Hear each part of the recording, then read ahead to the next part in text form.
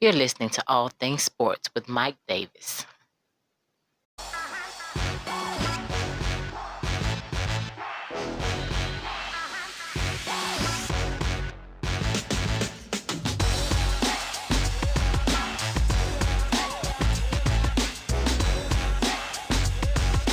Hey, what's going on, everybody? Thank you for joining me on another podcast episode, All Things Sports with Mike Davis. I thank you for including my podcast into your day. If you're listening on Spotify, follow the podcast. If you're on YouTube, subscribe, comment, like, all that good stuff.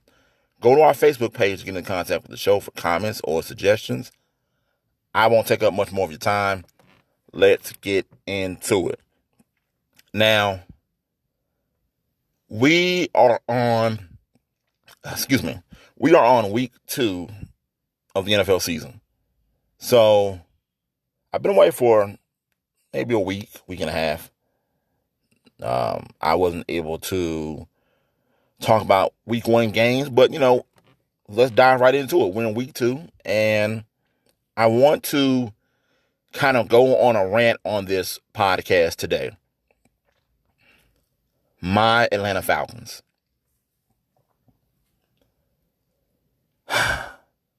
And the onside blunder.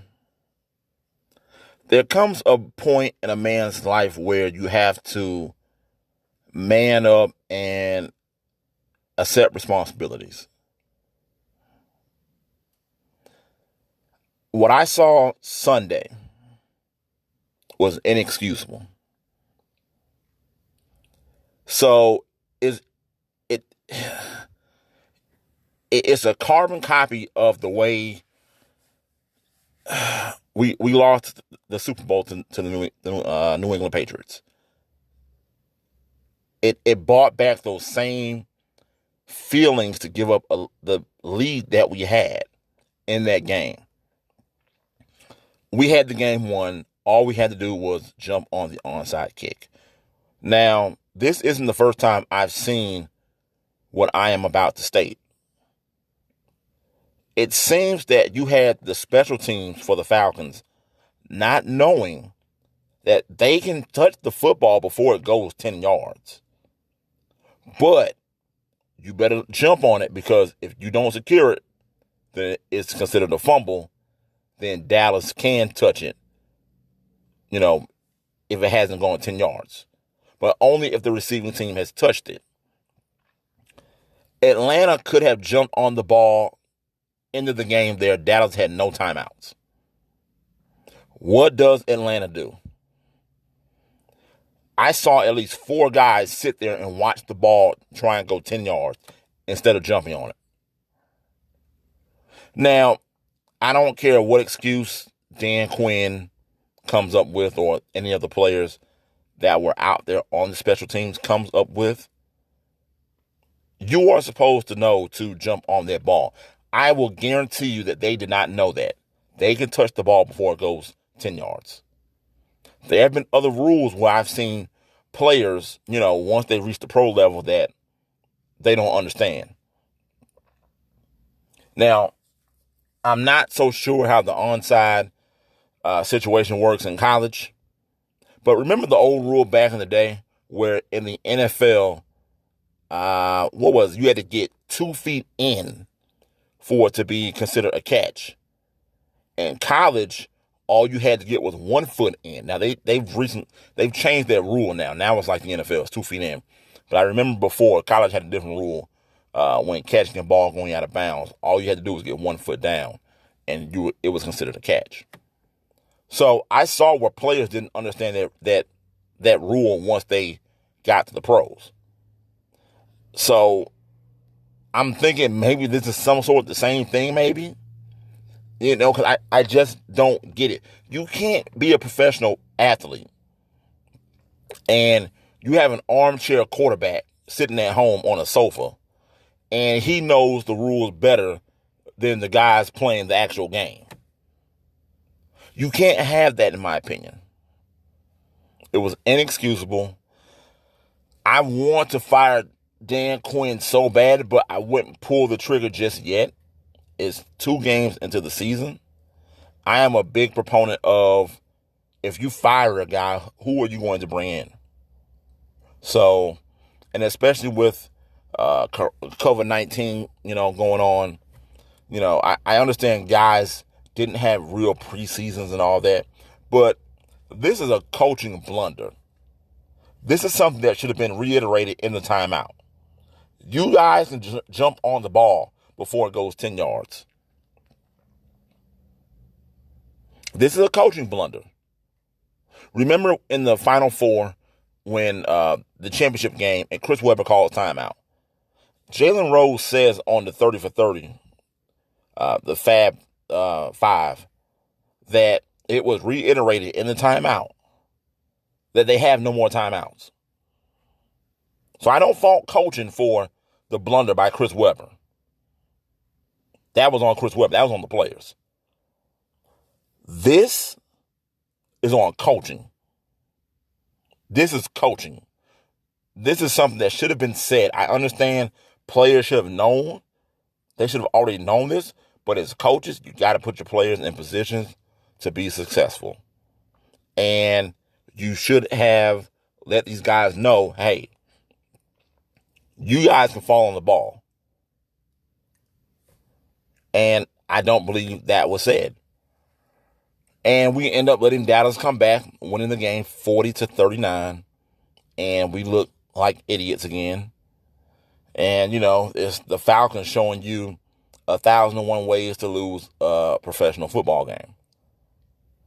And I need people to stop saying that this is worse than the Super Bowl. I saw where Shannon Sharp said this on Skip and Shannon on Undisputed.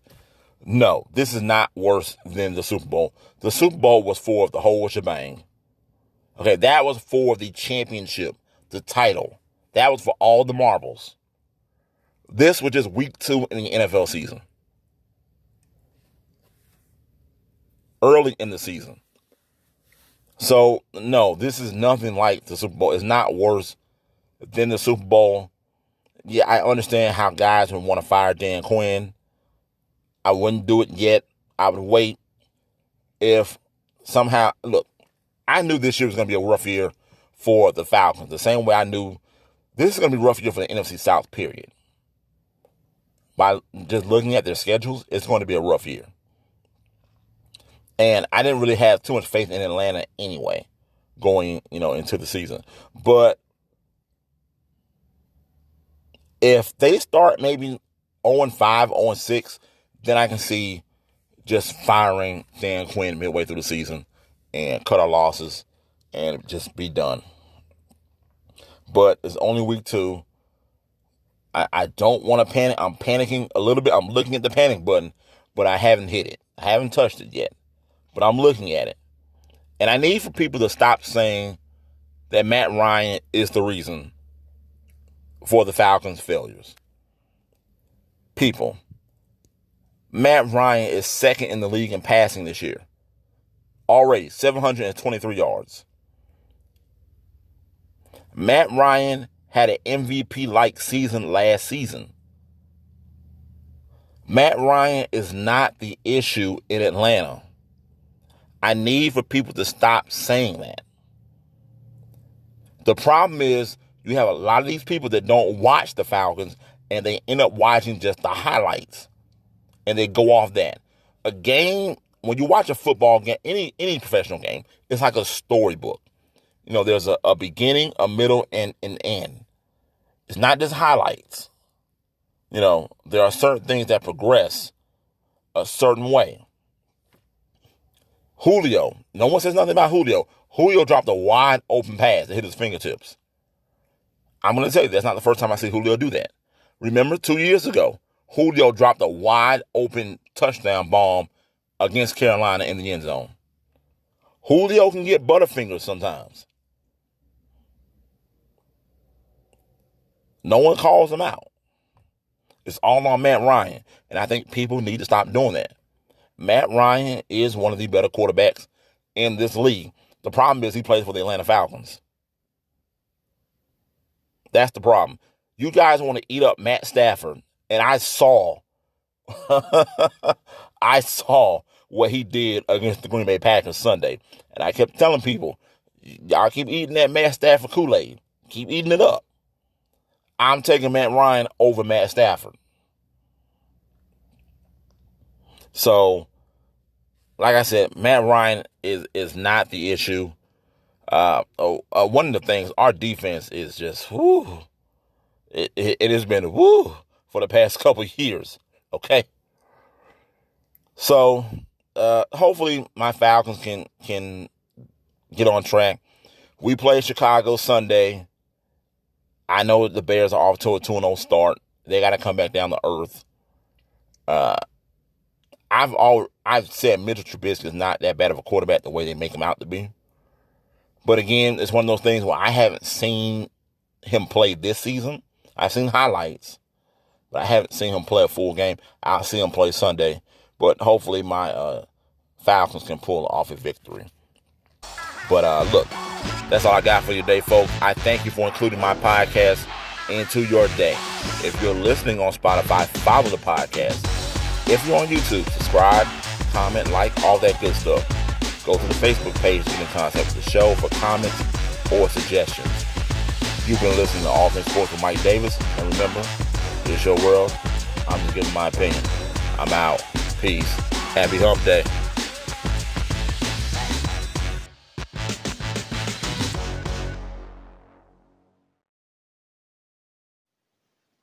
You're listening to All Things Sports with Mike Davis.